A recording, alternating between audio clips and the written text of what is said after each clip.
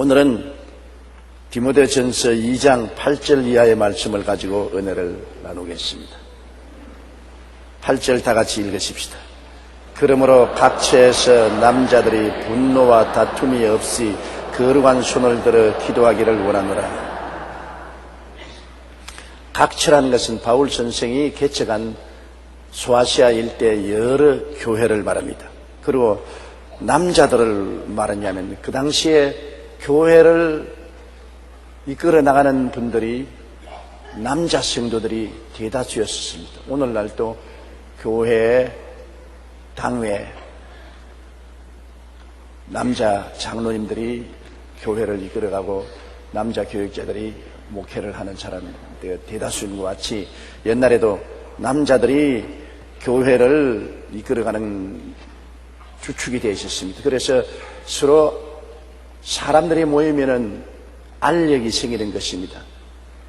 서로 정치적인 세력을 얻기 위해서 다투기도 하고 비난하고 공격하고 모함하고 참수하고 하는 일들이 사람 모인 데는 언제나 생기는 것입니다. 모두 다 서로 이해하고 동정하고 사랑하고 화합하면 좋겠는데 그렇지 못한 것이 인간인 것입니다. 인간은 타락한 원죄를 가지고 있어서 언제나 구원받고 난 다음에도 마귀의 유혹을 받아서 시기, 분노, 질투, 분열, 참수하는 일들이 늘 생겨나는 것입니다. 이것을 우리가 극복하고 나가는 것이 우리 신앙생활에 중요한 것입니다. 이러므로 각처에서 남자들이 분노와 다툼이 없이 거룩한 손으로 기도하라. 기도할 때 분노하고 다투고 기도하면 하나님이 응답하지 않는다는 것입니다. 하나님이 미워하는 것이 분노하고 다투는 겁니다. 가정에서도 부부간에 서로 분노하고 다투고 싸우면 하나님의 기도가 응답되지 않습니다. 가정 예배를 드리고 가족들이 기도해도 하나님이 응답하지 아니하시는 것입니다. 더구나 교회가 분노하고 다투면 그 교회가 하나님의 복을 받지 못하지요. 오늘날 우리 한국 기독 교회가 수백 개 교단으로 갈라지고 서로 분노하고 다투는 일을 해왔기 때문에 우리 한국 기독 교회가 크게 하나님의 축복을 받지 못하고 한국 사회에 영향력을 미치지 못한 이유도 그중 하나인 것입니다. 이번 성령 강림 100주년 기념을 통해서 우리 한국 교회가 해야 될 것은 서로 분노하고 다툰 것을 회개하고 이해하고 동정하고 사랑하고 화합하는 운동을 전개해야 하나님의 복을 받을 수가 있을 것입니다. 분노는 굉장히 하나님이 싫어하시는 것입니다. 하나님 앞에 노를 내면은 하나님이 아주 미워하시는 것입니다. 성경에도 마음의 즐거움은 양약이라도 마음의 근심은 뼈로 마르게 해야 했는데 즐거움이 있으면 하나님도 기뻐하시고 자기의 심신에도 양약이 되지만은 마음의 근심, 분노하고 근심하면은 하나님도 미워하시고 얼마나 몸에 건강에 좋지 않은지 몰라요. 기뻐하는 사람은 약공장이 가동해서 건강을 가져와도 미워하고 분노하는 마음을 가진 사람은 뼈가 마르니까 뭐 오장육부야 어떻게 되겠습니까? 건강을 상처 입죠. 요 사이는 하도 세상이 복잡하고 생활 경쟁이 많으므로 사람들이 마음속에 미워하고 분노하는 일들이 많습니다. 이러므로 스트레스를 받아서 여러 가지 형언할 수 없는 질병으로 사람들이 고생을 하고 있는 것입니다. 분노를 사귀어야 되는 것입니다. 분을 품어도 죄를 짓지 말아야 되고 해가 질 때까지 분노를 품고 있지 말아야 되는 것입니다. 분노는 하루 이전에 사귀어버려야지 그 분노를 해가 질 때까지 가지고 있으면 마귀가 그 분노를 통해서 도적질하고 죽이고 멸망하는 일을 한다는 것입니다. 분노는 우리가 하나님 앞에 용서와 회개를 통해서 사귈 수 있지만은 넓은 마음을 품고 분노를 사귀어야 되는 것입니다. 예수를 믿지 않던 헬라의 소크라테스 같은 사람도 분노를 멋있게 사귀었습니다. 하루는 길을 걸어가는데 젊은이들이 와서 소크라테스 철학자를 욕을 하고 침을 뱉고 발길로 찼습니다. 옆에 가던 동료가 아니 저 젊은 놈들이 욕을 하고 침을 뱉고 발길로 차는데 아무 대꾸도 않고 걸어갑니까? 그러니까 여보게 개가 길을 걸어가는데 짖고 따라오고 말이 뒷발질 찼다고 개하고 싸우고 말하고 싸우겠느냐? 짐승 같은 애들 보고서 뭘 싸우겠느냐? 나는 사람이고 걔들은 짐승 아니냐? 그러고 대꾸하지 않고 걸어갔는데 집에 들어가니까 소크라테스가 늘 공부는 안 하고 철학 강연이나 하고 돈을 못 벌어 오니까 가정생활이 적빈합니다. 그 아내가 소크라테스에 대해서 아주 감정이 굉장히 나빠요. 친구하고 들어와서 이야기를 하니까 아내가 쫑알쫑알 하고서 온갖 잔소리를 다 합니다. 그런데 소크라테스가 못 들은 척하고 앉아서 친구하고 그냥 태연하게 이야기만 하니까 부인이 아무리 말을 해도 대꾸를 안 하니까 동이에다가 물을 부어서 그냥 머리에다가 쏟아부었지. 그러니까 물을 털 털면서 웃으면서 한 말이 친구 보고 여보게 천둥병력에 치면 소나기가 쏟아지는 법이야. 그래서 그 친구가 박수를 치고 웃고 찬양을 했다는 것입니다. 그렇게 멋있게 분노를 사귀고 노를 내지 아니하고 모든 것을 재미있게 해석해서 넘어가는 소크라테스에 감탄했다는 것입니다. 우리가 마음을 넓게 묻고 모든 것을 분노로서 대하지 말고 재미있게 해석을 해야 되는 것입니다. 그러므로 우리가 부부간에 서로 의견이 불일치해서 다툴 때도 많잖아요. 다툴 때도 원수로 생각하지 말고 서로 연극한다고 생각하면 좋지 않습니까? 연극할 때는 분노하고 욕을 해도 대화를 해도 연극 끝나고 나면 그뿐 아닙니까? 또 연극한다고 생각하면 되는 것이고 그걸 분노하고 원수로 생각하고 대적하면 안 되는 것입니다. 분을 그치고 노를 그쳐야 하나님이 복을 주시는 것입니다. 그러므로 기도는 분과 노를 가졌을 때는 응답 안 됩니다. 그래서 예수님께서 말씀하기를 너희가 하나님께 제물 드릴 때 형제에게 오해된 것이 있으면 제물 그대로 두고 가서 형제하고 화해하고 와서 제물 드려야하는 것입니다. 형제하고 오해를 가지고 분노하고 제물 드려봤자 하나님이 기쁘게 바라시지 않는다는 것입니다. 이러므로 분노는 절대로 우리에게 이익을 가져오지 못하는 것이기 때문에 성을 내지 말아야 돼요. 성 내는 것이 하나님의 의를 이루지 못합니다. 저도 젊을 때 성을 잘 냈어요. 아주 조성내기입니다. 바깥에서는 별로 성을 잘 안 냈어요. 집에 와서 성을 내는 것입니다. 집에 와서 조금만 건드리면 성을 내고 집사람하고 다투고 화음을 치고 했었습니다. 그런데 하나님께 여러 번 꾸중을 들었었어요. 이렇게 성을 내고 분을 내면 너희 신앙생활이 망가지는 것이니까 성 내지 말고 분 내지 말라고 하나님이 여러 번 말씀하셔서 그 다음 성을 안 내고 분을 안 내려고 노력을 많이 했는데 그것이 많이 성장해서 요 사이는 성을 전혀 안 내요. 나이도 늙었지만은 성을 낼 필요가 없어요. 성 내서 이겨봤자 이익된 것도 없고 져봤자 손해될 것도 없는 것입니다. 더구나 부부간에는 이겨서 손해되고 지면 오히려 유익이 되는 것입니다. 남편이 아내하고 다투어서 이기면 찬밥 먹게 되니까 손해 아닙니까? 이길 필요가 없지 않습니까? 져주면은 그래도 밥이라도 따뜻하게 얻어먹으니까 아무 말도 안 하고 가만히 사귀고 있으면 그냥 분노가 사라지는 것입니다. 분이 났을 때 10가지만 세야 되는 것입니다. 하나, 둘, 셋, 넷, 다섯, 여섯, 일곱, 여덟, 아홉, 열. 대답하기 전에 10만 헤아리면 그만 분이 사그라지고 마는 것입니다. 어찌한지 우리는 분을 자제해야 되는 것입니다. 그리고 다투지 말아야 돼요. 일단 사람들이 다투기 시작하면 이기려고 하기 때문에 자꾸 비장의 무기를 다 끄집어내는 것입니다. 조그마한 싸움을 했어도 이기려고 하니까 자꾸 큰 싸움으로 번져나가는 것입니다. 이러므로 어느 한편인지 다툴 때 져줘야 다툼이 사라지는 것입니다. 생사를 걸어놓은 문제 같으면 끝까지 이기려고 하겠지만은 더구나 가족들 가운데서는 다투어서 상처를 입히고 상처를 입으면 이익될 것이 없지 않습니까? 그러므로 다투더라도 절대로 상처 입힐 말을 하지 말아야 되는 것입니다. 더구나 부부간에 싸울 때 상처 입힐 말을 하면 안 됩니다. 다투면 남의 속을 뒤집어놓고 싶어서 상처 입힐 말을 하는 것입니다. 시댁 이야기 다 하고 친정집 이야기 다 하고 제 아버지가 어떻다 제 어미가 어떻다 막 그런 소리까지 끄집어내고 하면 돌이킬 수 없는 상처를 입히는 것입니다. 그런 말로서 상처를 입혀놓으면 그것이 치료를 받지 못해요. 두고두고 오래가요. 남자들은 또 잊어버릴 수 있지만 여자들은 절대 안 잊어버려요. 나는 여자하고 살아봤기 때문에 잘 알아요. 10년, 20년 전에 말을 다 아는데 놀랄만합니다. 나는 다 잊어버린 것 같지도. 그때 성내고 다투면서 한 말을 다 끄집어내서 말합니다. 그 여성들은 기억력이 비상하기 때문에, 그러므로 마음에 상처드는 말은 절대로 하지 말아야 되고, 그저 다투더라도 그냥 다투는 그 자리에 그 문제만 가지고 다투지 조상 문제까지 끄집어들이면 안 되는 것입니다.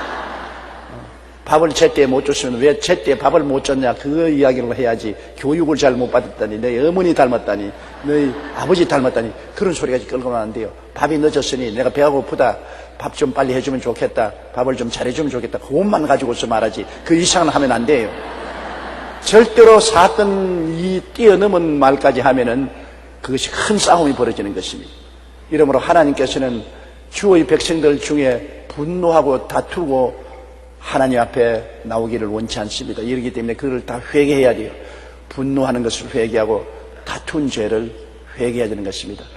다투는 것은 내 주장을 하기 때문에 다투는 것이지, 내 주장을 놓아버리면 다툴 것 없어요. 근데 성경에는 하나님이 굉장한 말을 했습니다. 원수하고 다투지 말은 것입니다. 오른편 뺨을 치면 왼뺨도 돌려대며, 송사하여 겉옷을 가지려면 속옷까지 주며, 억지로 오리를 가게 하거든 심리까지 가라고 했습니다. 아니, 형제가 아닙니다. 원수하고 싸우는데. 심지어 원수하고 싸울지라도 내가 손해를 볼지라도 안 다투는 것이 좋다고 주님께서 말씀한 것입니다. 내가 오히려 손해보고라도 평화를 가지는 것, 화평하는 것이 좋지, 다투는 것은 결국엔 내게도 손해오고 나의 생명에도 손해가 온다는 것입니다. 다투지 말고 화해를 가져오고 평화를 가져오라고 주님께서 말씀하는 것입니다.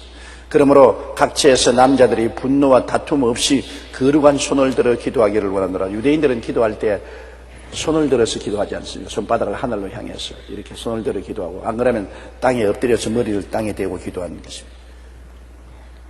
손을 들고 기도 안 한다고 하나님은 응답 안 하는 건 아니지요. 응답은 마음의 자세에 달렸습니다. 그러나 그 당시에는 유대인들의 남자들이 기도할 때 손을 들어서 기도하거나, 안 그러면 땅에 엎드려서 머리를 대고 기도하는 것입니다. 우리도 하나님께 간절한 기도를 하게 될 때는 자연적으로 손을 들게 돼요. 그리고 통회하고 작업하게 될 때는 꿇어앉아서 머리를 땅에 종아리게 돼요. 그것은 자연적인 현상인 것입니다. 이와 같이 마음에 분노가 없고 다툼이 없이 기도하면 하나님이 그 기도를 기쁘게 들어주는 것입니다. 사랑이 있고 화해가 있는 곳에 하나님은 임재하셔서 축복을 해주시는 것입니다. 9절요. 또 이와 같이 여자들도 단정하게 옷을 입으며 소박함과 정절로서 자기를 단정하고 따은 머리와 금이나 진주나 값진 옷으로 하지 말고, 하나님 앞에 나와서 예배드리고 생활하는 규범을 바울 선생이 여기 말한 것인데, 여자들도 단정하게 옷을 입으며, 그것은 안 믿는 사람들도 그렇지 않습니까? 점잖은 여성들이 옷을 단정하게 입지 옷을 우습게 입지 않지 않아요. 요사이도 아주 이 추운 겨울에 아주 미니 스커트를 입고서 바람이 추운데 발발 떨면서도 다니는 거 보면은 그 단정한 것이 아니지 않습니까?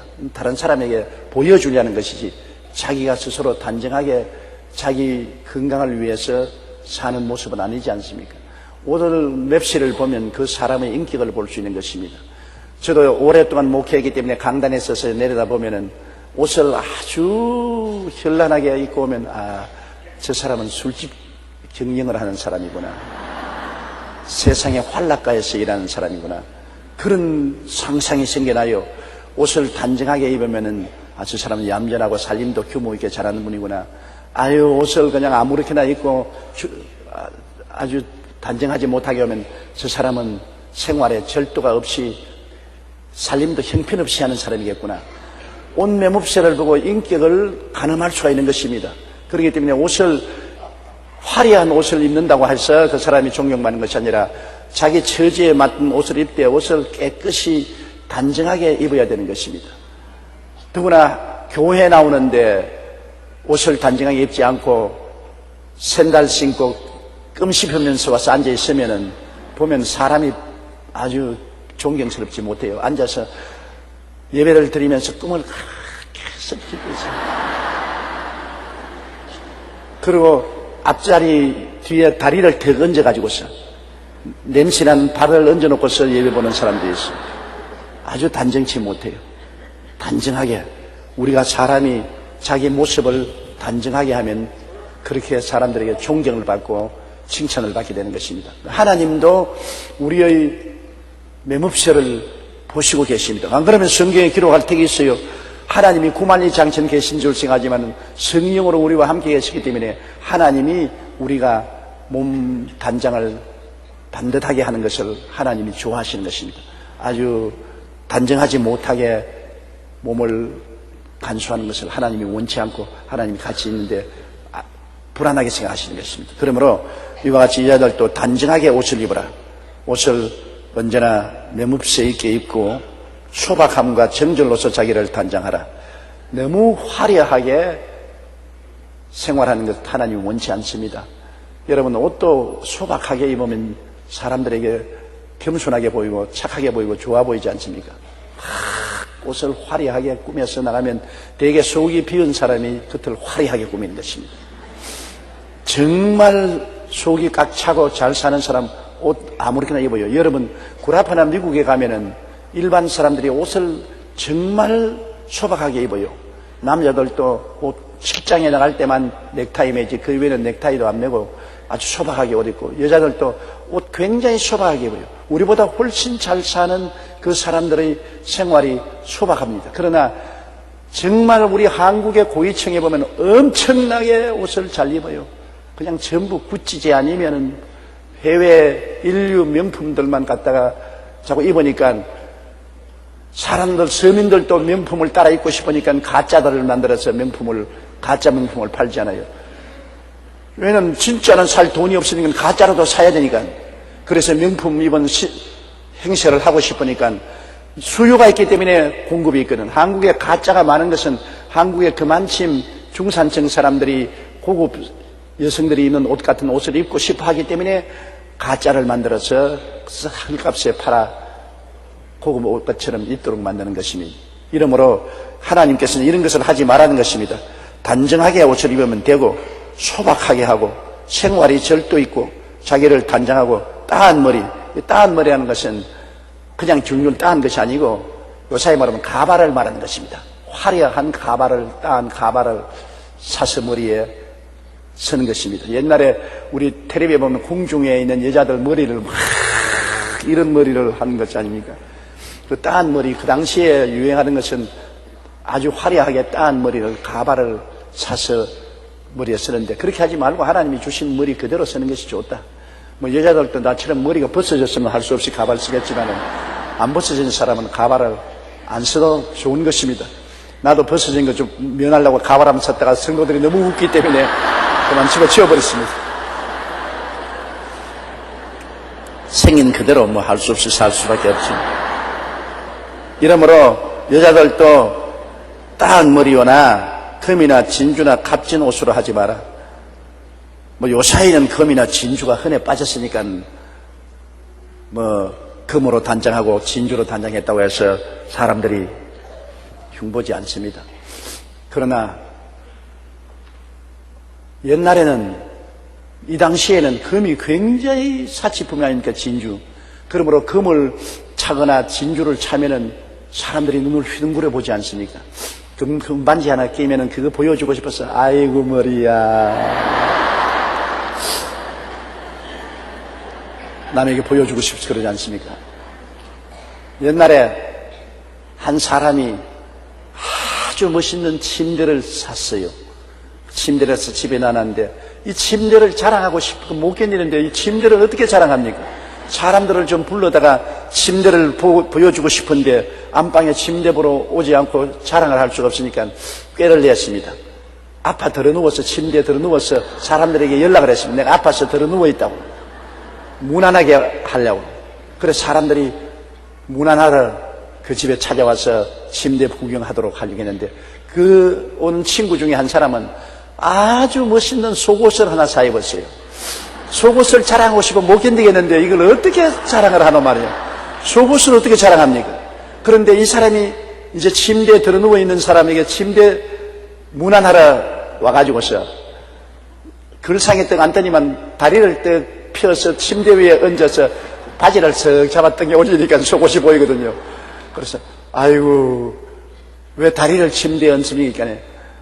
요사이 다리가 아파가지고서 펴야 편함으로 침대에 얹습니다. 그러니까 침대에 누운 사람이 그 다리 편 그 사람 바지 밑에 속옷을 보더니만 당신이나 나나 똑같은 병이 들렸네요.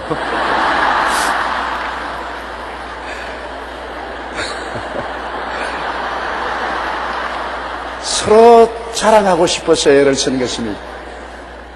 사람이 자랑하고 싶은 마음이 있는 것도 나쁜 것은 아니지요. 아니지만은 그러나 자기를 쇼하기 위해서 비싼 보석을 끼고 화려한 옷을 입고 다른 사람 앞에 쇼하는 것, 그거 하나님께서 별로 기뻐하지 않는 것입니다. 자기 분수에 맞도록 있는 그대로 사는 것이 가장 좋지 않습니까? 그러므로 요사이는 금을 끼거나 뭐 진주를 끼는 것 보통입니다. 저도 여기 금반지 끼고 있어요. 저는 이 반지를 끼면은 신경이 가서 밤새도록 자꾸 이렇게 만지기 때문에 금반지를 안 끼었어요. 결혼 반지도 안 끼었어요. 안 끼었는데 한의사 선생님이 날 진찰하면서 기가 약하니까 기를 지키려면 반지를 끼라고 그래요. 금반지를. 그래서 요사이 금반지를 끼고 있는 것입니다. 기가 좀 강해지려고.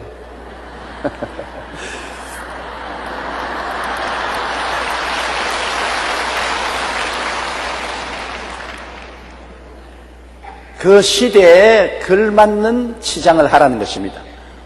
그 시대에 걸맞는 치장을 하라. 뭐 요사이는 적은 다이아몬드 반지 끼어도 아무도 욕할 사람 없습니다. 옛날에 다이아 끼면 눈을 휘둥그러졌지 않습니까? 그러나 적은 다이아 결혼 반지에 끼고 있는 건 통상적으로 다 할 수 있는 것입니다. 경제 수준에 따라서, 자기 수준에 따라서 맞도록 몸 치장을 하는 것은 괜찮지만은 자기의 분수를 넘어서 너무 화려하게 치장하는 것은 꼴 볼기 있는 경우 하나님도 그런 것을 원치 않는다는 것입니다. 그러므로 이와 같이 여자들도 단정하게 옷을 입고, 더구나 교회 올 때는 더구나 단정하게 옷을 입어야 돼요. 소박하고 정절로서 자기를 단정하고 가발머리, 따은 머리나 금이나 진주나 값진 옷으로 하지 말라. 이것은 외모를 치장하지 말라는 것입니다. 속을 올바르게 단장하지, 의와 진리와 거룩함으로 옷 입는 속 인격을 올바르게 하지, 겉을 단장하기 위해서 애를 쓰지 말라는 것입니다. 화려한 것 보려면 여러분 시골에 가서 밭에 가 있으면 이렇게 서 있는 흙개비들 많잖아요. 아주 멋진 모자 쓰고 울긋불긋한 옷 입고 있잖아요. 그러나 속은 보면 지푸라기가 꽉 들어차 있는 것입니다. 언제나 속이 빈 사람이 겉을 화려하게 꾸민다는 것을 잊지 말아야 되는 것입니다. 옛날에 우리 피란 시절에 판잣집에서 죽을 먹고 살면서 나갈 때는 아주 화려하게 단장하고 나가거든. 왜냐하면 속이 비었기 때문에 겉이라도 단장해야 사람들 앞에 자기의 자존심을 세울 수 있기 때문에 겉을 단장하는 것입니다. 속이 빌수록 겉을 화려하게 한다는 것 잊지 마십시오. 사람들을 만날 때 겉을 화려하게 하거든 속이 상당히 비었구나 하는 것을 알아야 되는 것입니다. 속이 알차면은 그렇게 할 필요가 없어요. 열등의식과 좌절감이 없기 때문에 속이 찬 사람이 뭘 다른 사람에게 잘 빌려고 위세를 부릴 필요가 없지 않습니까? 그러므로 속이 빈 사람은 겉을 화려하게 하고 속이 찬 사람은 겉을 평범하고 소박하게 한다는 것을 우리가 늘 알아야 되는 것입니다. 그 다음 10절요. 오직 선행으로 하기를 원하노라. 이것이 하나님을 경외한다는 자들에게 마땅한 것이니라. 화려한 취향보다는 하나님이 원하시는 것은 우리 행위가 선을 행하는 것이 좋다. 착한 일을 행하는 것이 좋다. 우리가 이 세상에 살면서 항상 날 중심으로 살지 않고 이웃 중심으로 사는 것이 큰 축복이 되는 것입니다. 한 가정에도 아내는 남편과 자녀들 중심으로 살고 남편은 아내와 자식들 중심으로 살고 우리 이웃을 중심으로 자꾸 다른 사람에게 유익을 갖다 주고 축복을 갖다 주고 성공하도록 만들어주는 삶이 결국 나에게 큰 축복으로 돌아오는 것입니다. 정말 내 중심으로 해서 내게만 주십시오, 내게 주십시오 하면 탕자가 되고 말아요.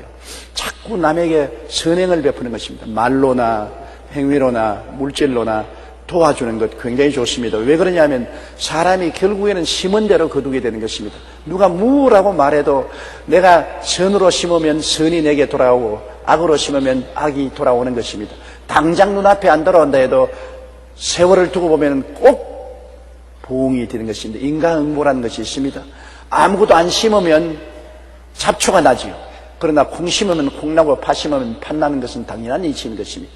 이렇기 때문에 우리가 신앙생활하면서 언제나 말도 축복을 하고 행동도 선을 행하고 남에게 유익을 주고 도와주고 살면은 그 축복이 내게로 다 돌아오게 되는 것입니다.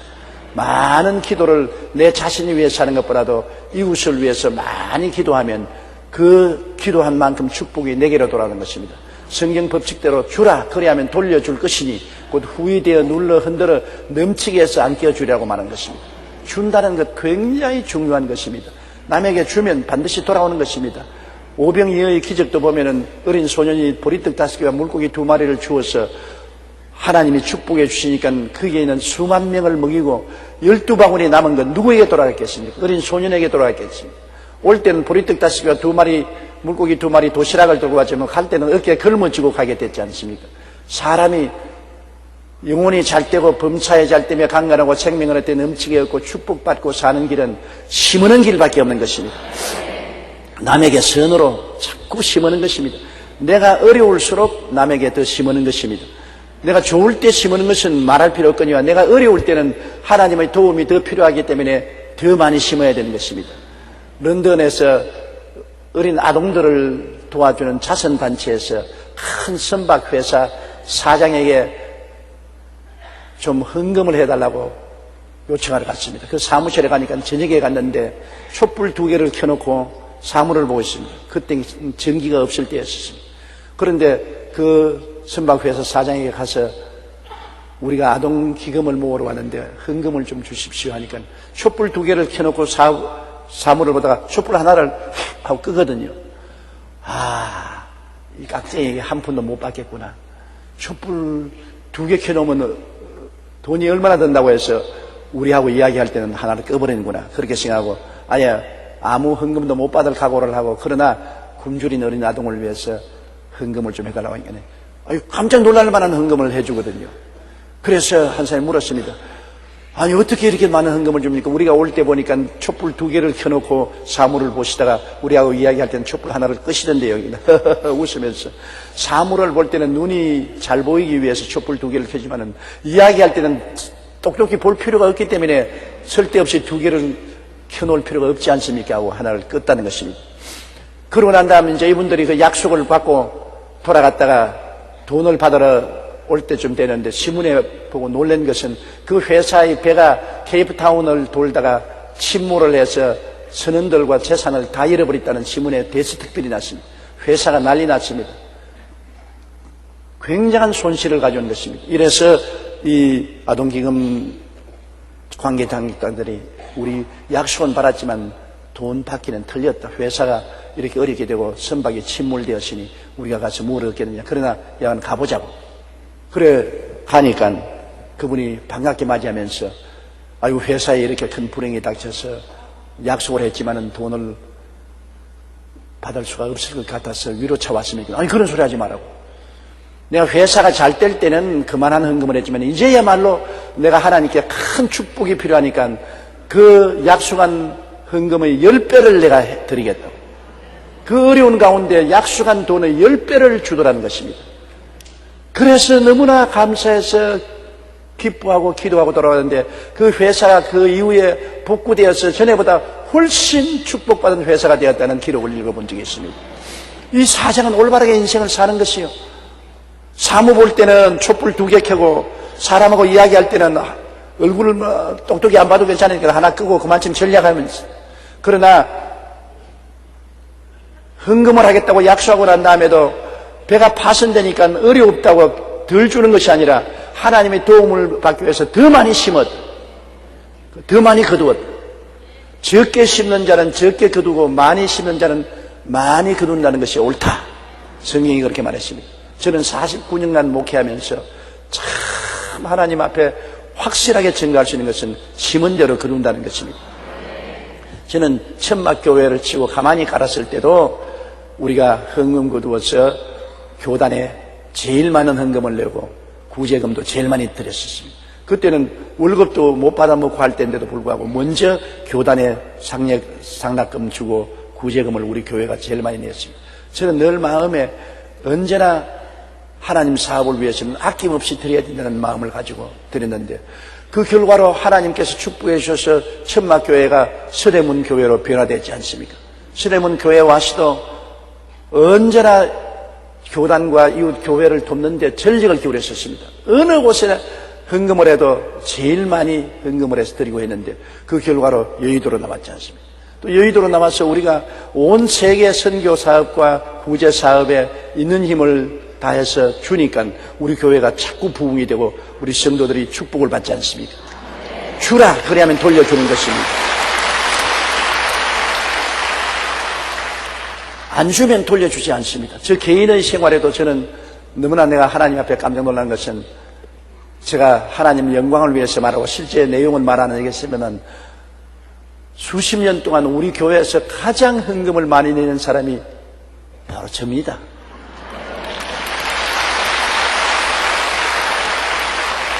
우리 경리국에 가서 조사해보면 알 것입니다. 제가 우리 교회 장로님들도 많고 안수집사 권사님 크게 사업하는 사람도 많고 하지만은 제일 많이 헌금을 내는 것이 전데, 어떻게 그렇게 제일 헌금을 많이 내느냐?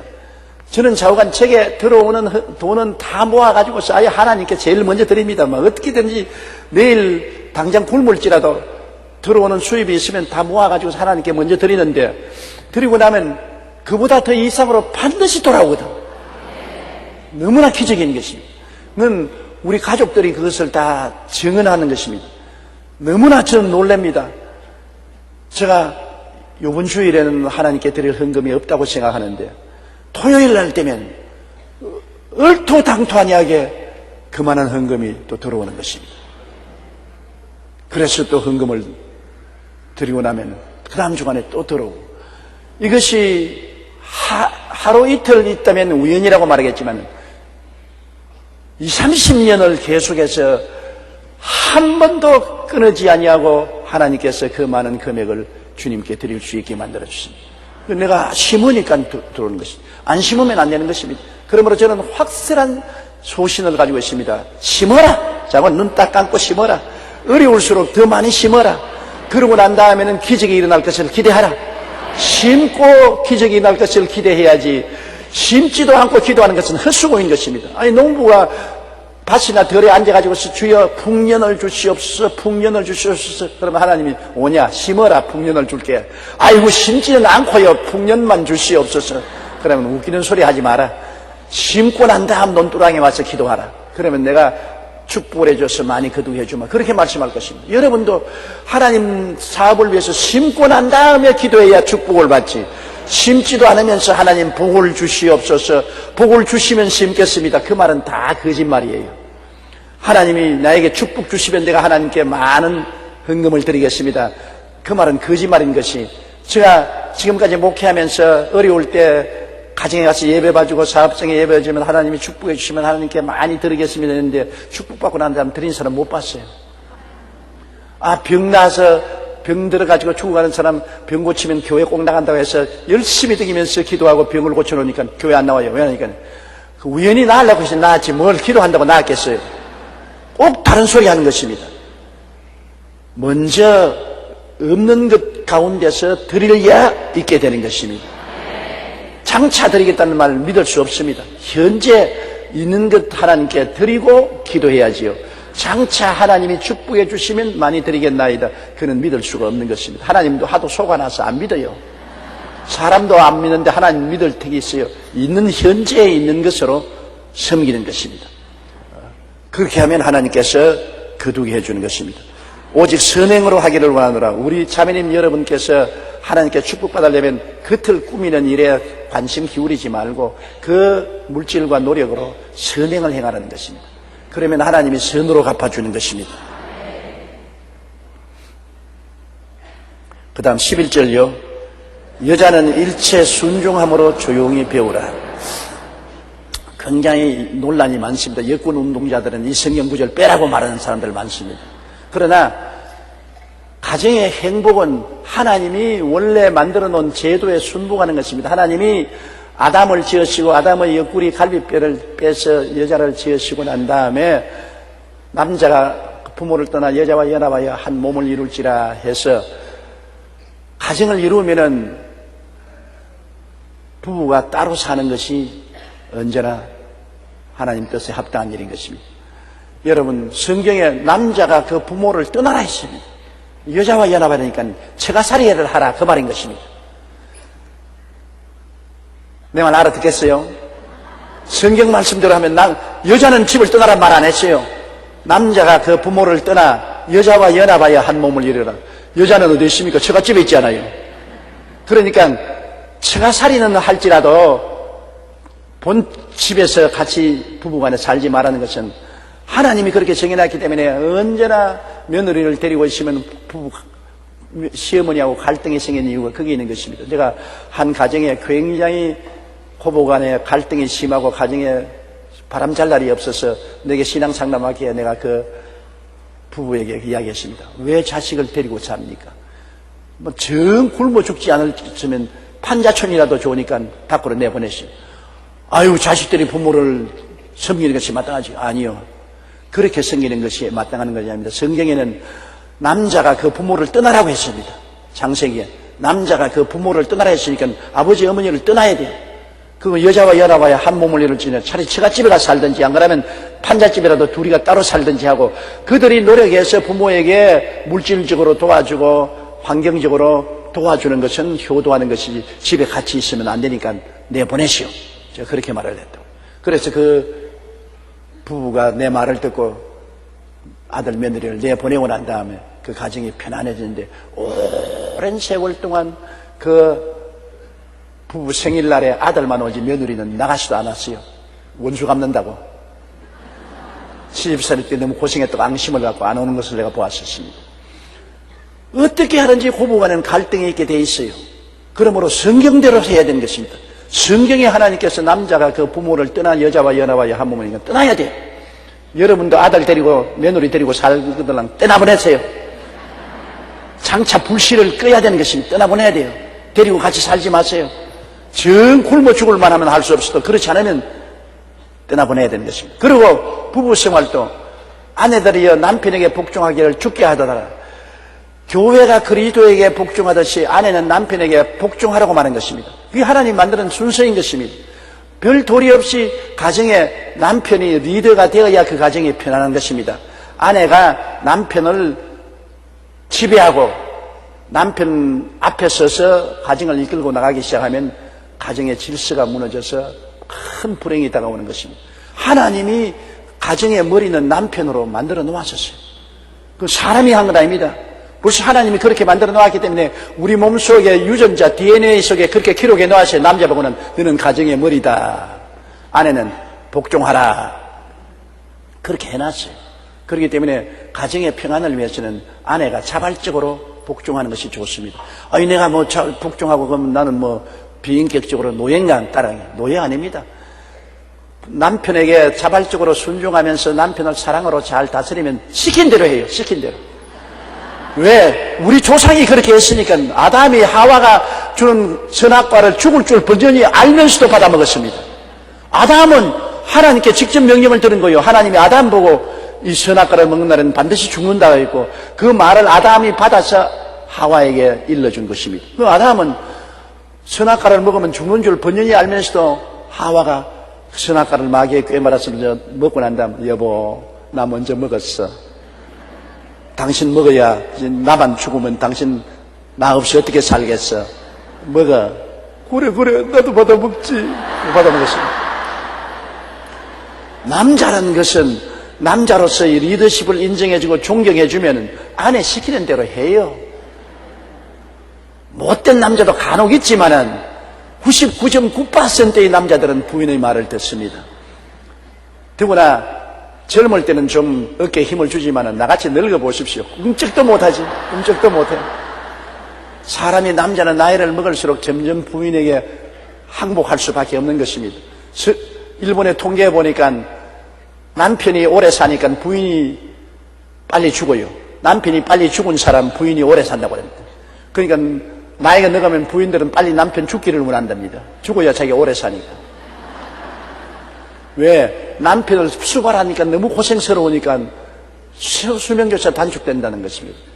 그러므로 한 가정의 평화를 위해서는 남편이 하나님이 가장으로 만들어 놓고 가정의 리더를 만들어 놓았기 때문에 아내가 자발적으로 자기를 순복하고 남편을 사랑과 존경으로 잘 다스리면 남편이 언제나 속으로 우리 마누라 제일이다. 나를 그래도 리더로 가장으로 인정을 해준다. 애들 보고도 아버지 시킨 대로 해라. 아버지를 공경해라. 못된 부인들은 너 아버지 저것도 다 남자라고 아유 너 아버지 정말 못났다. 너 아버지처럼 되지 마라. 그래 놓으면 애들이 저 아버지를 우습게 무슨 일에도 씩 웃고 아버지 말에 복종하지 않잖아요. 어느 가정의 부인처럼 남편만 들어오면 애들 보고 마귀 들어왔다. 마귀 들어왔다. 그 아버지는 마귀다. 그러니까 애들이 아버지가 출근하고 나면 마귀가 출근했다. 아버지 들어오면 몰래 마귀 왔다. 마귀 왔다. 그거를 아버지가 하루는 듣고 난 다음 노발대발 해가지고서 나에게 전화해서 애꿎은 나만 욕을 죽도록 얻어먹었습니다. 나보고 따져봤자 네가 목사냐? 네가 교인들 그렇게 가르쳤냐? 그래 내 마누라가 날 보고 마귀라고 부르도록 네가 가르쳤느냐? 야 네가 목사냐? 나는 뭐 완전히 육두문자를 얻어먹고 목사님이란 말도 못 들었고 네가 목사냐? 네가 그렇게 가르치냐? 화무감을 쳐서 내가 죄송하고 얼마나 사과를 하고 그래서 내가 그 구역장님을 불러서 그랬습니다. 왜 남편을 마귀라고 그렇게 해가지고서 내가 욕을 얻어먹게 하니까 목사님 모든 일이 마귀 짓을 하지 않습니까? 집에 와서 행한 술 먹고 와가지고서 집에서 행하는 모든 것이 마귀 짓이고 성경 찍고 찬송가 찍고 예배 못 보게 고함 치고 마귀 짓을 하니까 내가 마귀라고 그랬죠. 그래서 내가 하는 말이 마귀는 속으로 마귀라고 겉으로 마귀라고 하지 마십시오. 속으로 기도할 때 마귀가 물러가라 그러지. 겉으로 사람 보고 마귀라 하면 그 마귀가 가만히 있겠느냐? 물고 찍고 달라든지. 속으로 마귀라고 하지 겉으로까지 마귀라고 하면 그 문제가 있어요. 그런 남편이라도 남편으로서의 리더십을 인정하고 존경해주고 애들에게도 남편을 존경하도록 가르치면 감동이 오는 것입니다. 남자라는 것이 굉장히 여자들보다도 단순합니다. 여자들은 굉장히 지혜가 있고 복잡하게 생각하지만 남편들은 대개 집에 들어오면 굉장히 단순해요. 누구든지 자기 부인에게 존경받기를 원합니다. 사랑받기를 원합니다. 그것을 채워줘야 돼요. 그것을 채워주면 어느 가정이든지 상당히 화평하고 평안하고 행복하게 살 수가 있는 것입니다. 근데 꼭 남편을 굴복시키려고 자꾸 잔소리하고 까다롭게 알고 조건 잡고 하면은 몸서리 치는 것은 당연한 이치인 것입니다. 져주세요. 아내는 져주면 말미암아 남편을 얻을 수 있는 것입니다. 이기면 남편을 잃어버린 것입니다. 남편은 아내를 떠나서 세상에 나가면 술집이나 놀이터에 가면 남편을 왕처럼 대해줄 여자들이 많아요. 복에도 돈 빼앗아 먹으려고. 돈 보고 당신 최고다, 최고 미남이다, 정말 잘났다. 그러니까 자기 집에 가면 인간 취급을 받지 못하고 마귀라고 하고 대접도 못 받는데 밖에 나가니까 술집에 가면 자기를 최고 대접을 하니까 자꾸 밖으로 도는 것입니다. 자꾸 밖으로 돌아요. 그러나 집에 들어왔을 때 부인이 남편을 최고로 인정해주고 존경해주고 사랑해주고 해주면 왜 밖으로 돌겠어요? 돈 쓰고 몸 망가치는데 밖으로 돌 리가 없지요. 성경 말씀대로 살면 되는 것입니다. 성경 말씀대로 자식은 장가 보내면 밖으로 내보내고 아내는 남편을 복종하기를 주님께 복종하듯이 복종하고 순종하면 남편은 아내 말도 잘 듣고 아주 훌륭한 남편이 되게 되어 있는 것입니다. 성경이 그대로 말하니까 성경대로 하면 돼요. 여자는 일체 순종함으로 조용히 배우라.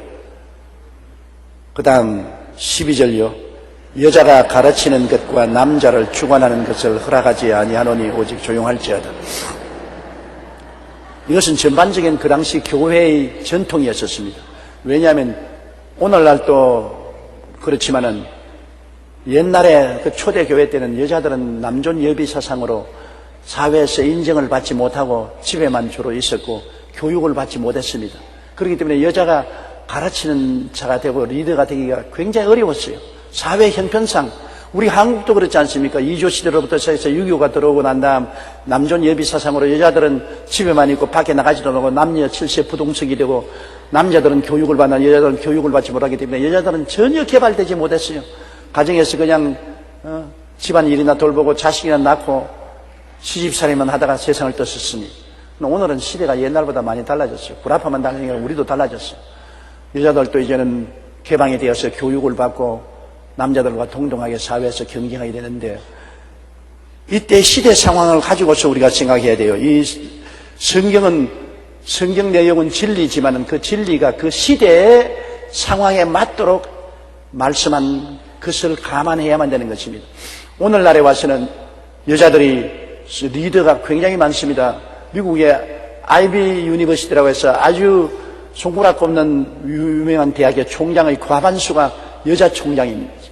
오늘날 여자 대통령, 여자 국무총리, 여자 장관들이 얼마나 많습니까? 우리나라에도 국무총리가 여자 아닙니까?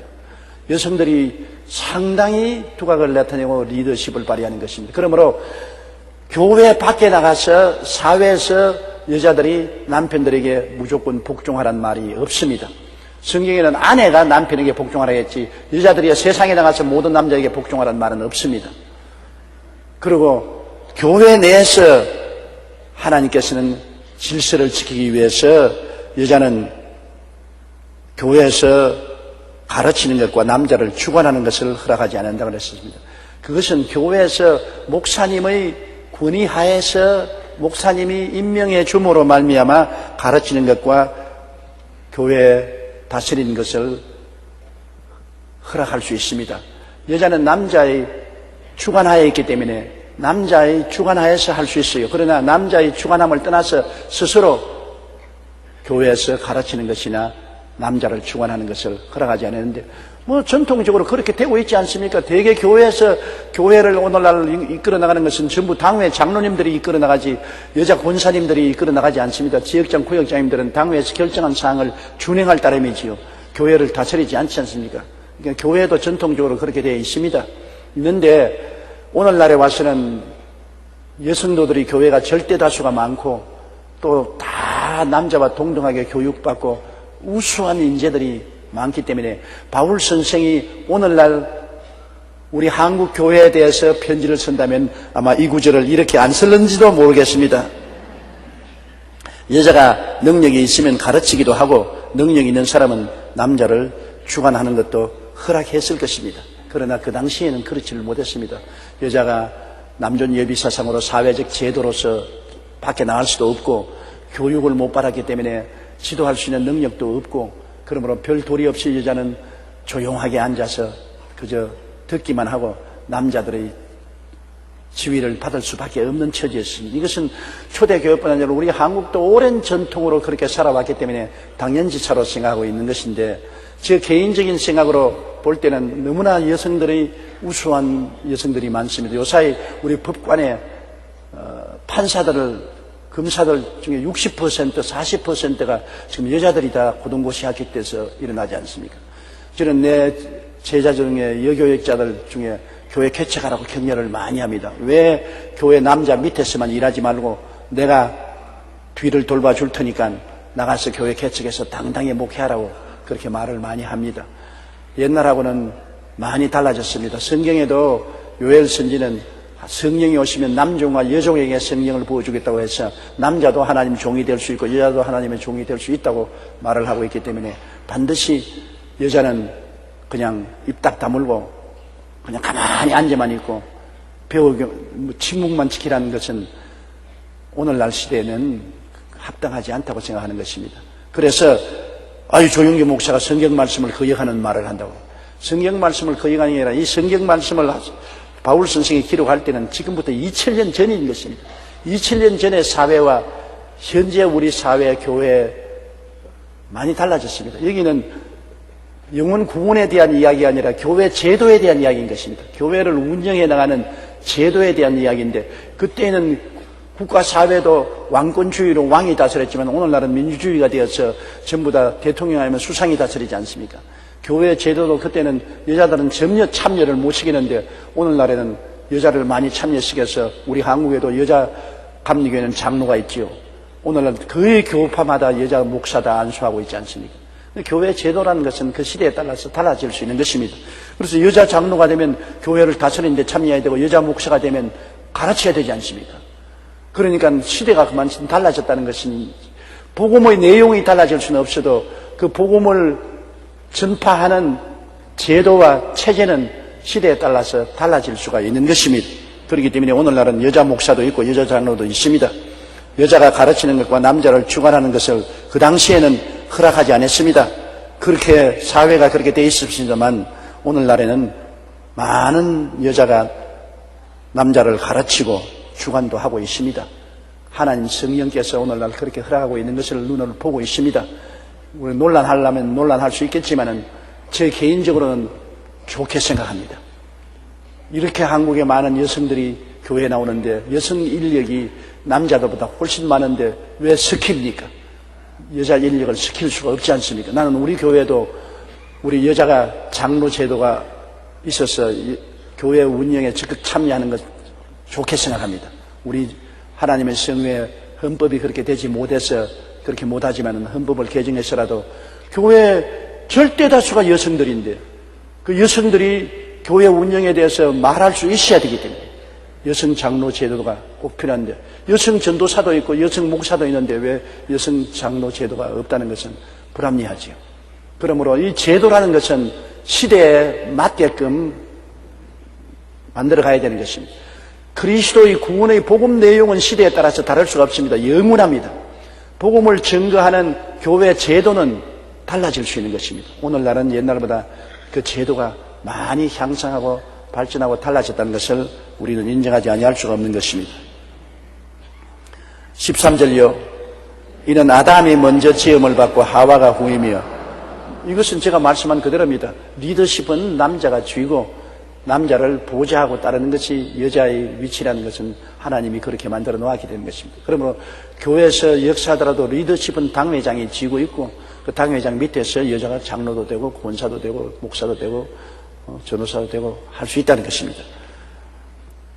14절요. 아담이 속은 것이 아니고 여자가 속아 죄에 빠졌습니다. 이건 좀 더 너무 가혹한 것 같아요. 나는 볼 때 아담이 속은 것이 아니라 여자가 속은 것이 아니고 아담도 속았어요. 아담은 여자보다도 질이 더 나쁩니다.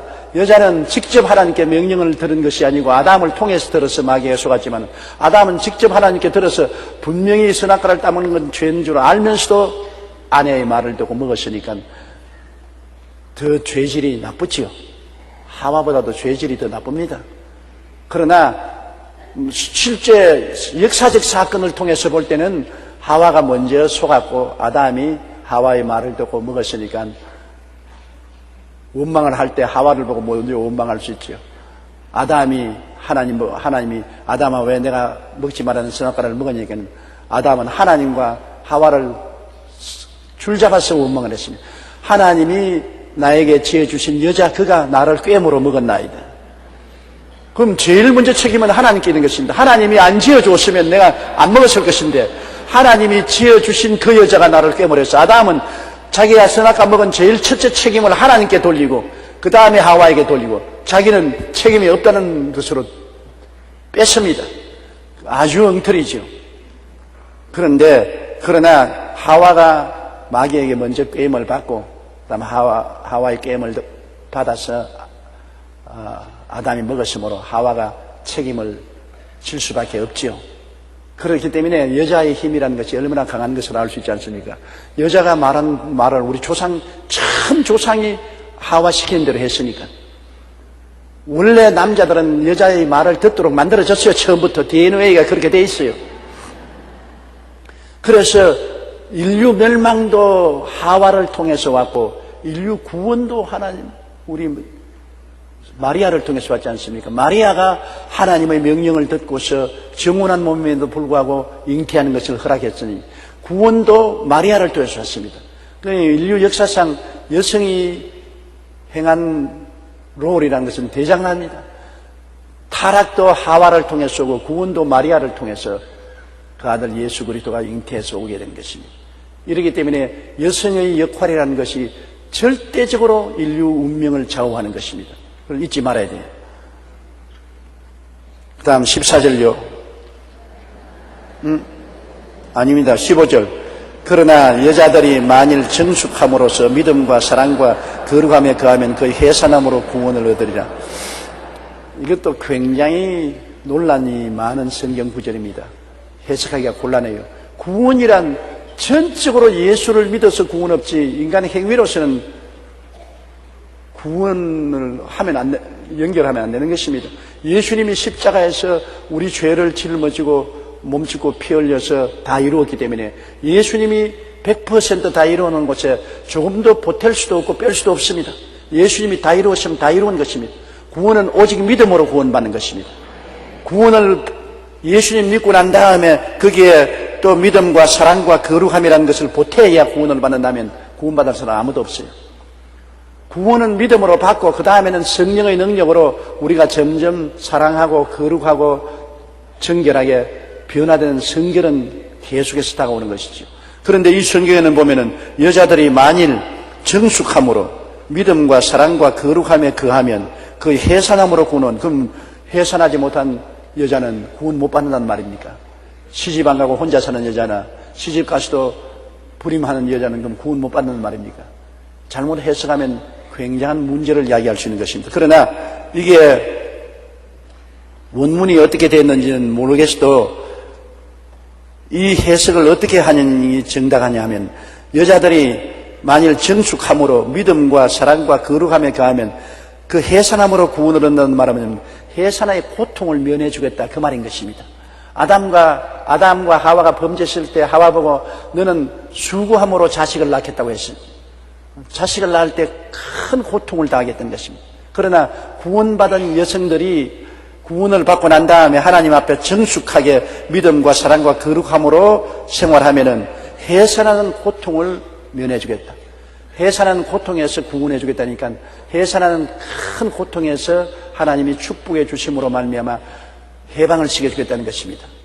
그러므로 예수 잘 믿고 믿음, 소망, 사랑 가운데 거룩하게 살면은 해산할 때 일반적으로 당하는 고통에서 해방시켜 주겠다는 의미가 참된 해석이라고 나는 생각을 하는 것입니다. 절대로 정숙함이나 믿음이나 사랑과 거룩함과 또 해산한 것이 구원하고 연결시키면 큰일 나는 것입니다. 그러면 해산 안 한 여자는 구원 못 받는 말이 되기 때문에 이건 안 되는 것입니다. 바울 선생이 하나님께로부터 계시를 받아서 말씀을 적었지만은 이 2000년 전에 적은 말씀이 오늘날 우리 말하고는 굉장히 내용이 틀립니다. 말이라는 것이 세월이 지나가면 여러분 굉장히 달라지는 것입니다. 우리 한국에도 2000년 전의 한국말하고 지금의 한국말은 엄청나게 다른 것입니다. 그렇기 때문에 2000년 전에 하나님 말씀을 표현하기 위해서 적은 내용하고 그 내용을 지금 우리가 읽어서 해석할 때는 상당히 그 해석이 힘들 때가 많을 것입니다. 여기에 그러므로 여자들이 정숙함으로써 믿음과 사랑과 거룩함에 거하면 해산함으로 구원을 얻는다는 말은 그 해산하는 고통에서 구원을 얻겠다. 그 말로 해석하는 것이 정확할 것이라고 생각하는 것입니다. 여러분께서 이런 얘기를 다 해석해 보셨지요? 굉장히 고통스럽지요? 그런데 주님이 도와주시면 안 고통스럽게 해산할 수 있다고 말씀하시는 것입니다. 그 얼마나 큰 축복입니까? 고통스러운 것이 제일 괴로운 것입니다. 이 세상에 살면서 괴로움을 당하는 것이 제일 무섭습니다. 더구나 여성이 해산할 때 나는 잉태한 여성들을 보면 너무나 겁이 나요. 왜 겁이 나냐면 우리 어머니가 9 자녀를 낳을 때 내가 두 번째 태어났는데 그 다음부터 내가 이성이 들고 사물을 할 때마다 어머님이 꼭 해산하기 전에 나 이제 죽을런지 모른다고 그 말을 꼭 하시거든요.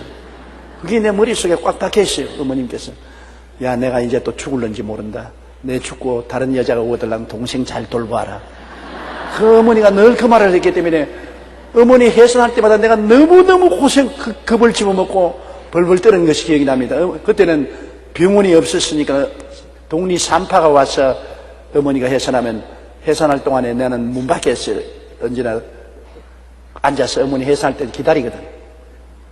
어머니가 구로를 하고 고통을 당하면 내가 그냥 하나님도 모르면서 그때는 무조건 하고 기도를 했어요. 살려달라고. 우리 어머니 좀 살려달라고. 죽는다고 했으니까 죽으면 어떻게 하냐. 그 다음에는 또 동생을 낳고 난 다음 또 어머니가 또 어린애기를 가지면 내가 또 죽으려고 또 그냥 또 내가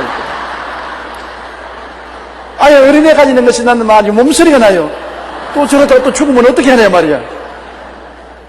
그래서 그 어릴 때 기억이 머릿속에 깊이 남아가지고서 잉태한 부인들을 보면은 겁이 덜컥 나요. 아이고, 해산의 고통을 어떻게 겪을고, 죽음의 고통을 어떻게 겪을고, 그런 아주 괴로움이 생기죠. 그런데다가 우리가 첫 아들 낳을 때 우리 집사람이 8시간 구로를 하는데, 8시간 구로를 하는데, 그때도 병원에 입원을 못했어요. 그때는 교회 개척을 할 때니까 돈이 없어가지고서, 산파집에 가가지고서, 그냥 길거리에서 문만 탁 열면 방에 있는 그런 집입니다. 그런 집에 가서 해산을 하는데 8시간 동안 구로를 하는데 내가 손을 잡고 같이 했는데 내가 죽을 뻔당했어. 고통이 당하면 내 손을 얼마나 힘차게 잡는지 내가 그렇다고 해서 손을 뻘치 버릴 수도 없고 그때 고통은 말로 다 할 수 없이 나는 그때 기도하던 것이 기억이 납니다. 나중에는 처음에는 건강한 애 달라고 기도했다가 나중에는 애가 건강하지 못하더라도 잘 수산하게 해달라고 했다. 나중에는 애를 못 낳더라도 마누라만 살려달라고. 우리 어머니 때문에 고생했지, 마누라 때문에 고생했지. 그래서 해산에 대한 공포심이 내 마음속에 있어요. 요사이 애들 많이 낳으라고 정부에서 시책을 말하고 우리 목사들 보고도 설교할 때 애 많이 낳도록 독려해달라고 했는데 나는 겁이 나서 못해요. 어린애기 낳을 때 그 고통당할 것을 겁이 나서 못해요. 그런데 이 성경 말씀이 내게는 너무나 큰 도움이 되는 성경 말씀인 것입니다. 해산함으로 구원을 얻으리라. 해산하는 고통으로부터 구원을 주겠다. 예수님을 잘 믿고 사랑과 거룩함에 거하면 해산하는 데서 고통에서 구원을 주겠다. 그러므로 주님께서 도와주셔서 해산할 때 그 어려운 고통에서 해방시켜주는 은총을 주겠다고 하니까 예수 믿고 하나님 성령으로 충만하면 애 많이 낳아도 괜찮겠구나. 그런 자신을 얻게 되는 것입니다. 정말 인생을 산다는 것은 어려운 일이 많아요. 자식 낳는데도 고생하고 자식 길러서 교육시켜서 내보내는데도 고생인데 인생살이 전체가 다 고생이 인생인 것입니다. 이 땅에 사는 것 자체가 태어나서 죽을 때까지 사는 것 자체가 고생인데 이 고생을 하면서 예수를 믿어 구원을 얻고 장차 영광스러운 자유와 해방의 세계에 못 들어간다면 이 세상에 태어난 아무 목적이 없지 않습니까? 이 세상에 아무리 부귀영화 공명을 다 누린다 해도 고생은 늘 따르는 것입니다. 인간은 원래 불티가 하늘로 올라간 같이 인생은 고생을 위해서 태어났다고 말한 것입니다. 고생은 면할 수가 없어요. 큰 고생, 적은 고생 다 하게 돼요. 하루도 편안한 날이 없지 않습니까?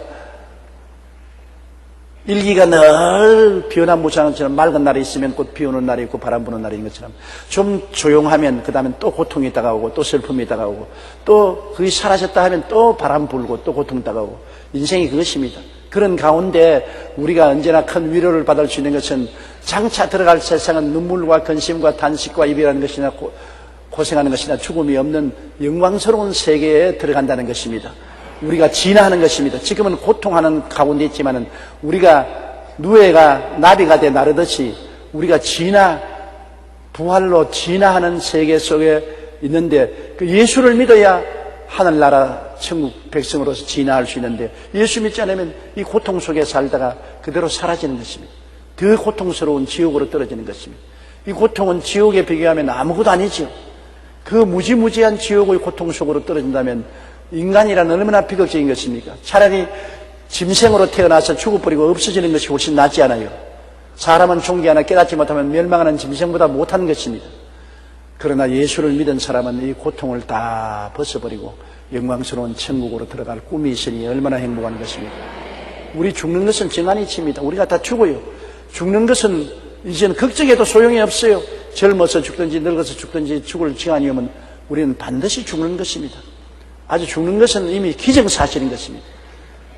그러므로 이미 죽을 것은 확실한 사실이니까 죽기 전에 우리가 죽음을 위해서 확실히 준비를 해놓아야 되는 것입니다.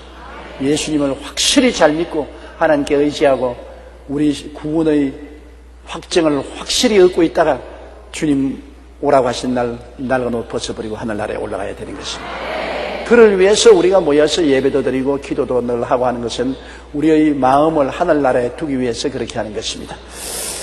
자, 오늘은 하나님께서 우리가 교회에서 신앙생활을 하면서 어떻게 신앙생활을 할 것인가를 보여준 것입니다. 남자들은 분노와 다툼을 버리고 거룩하게 손을 들고 하나님께 기도하는 거고, 여자는 겉모양을 꾸미지 말고 속을 아름답게 단장하고, 그리고 인생을 살아가는 데 있어서의 남녀 구별을 여기에서 분명히 주셨습니다. 남자가 여자보다 리더가 되어서 남자가 머리고 여자는 수족이 되어서 함께 살도록 만들어 놓았다는 것을 말씀을 해 주셨습니다. 이런 것들을 기억하고 우리가 주님께 기도를 드리십시다.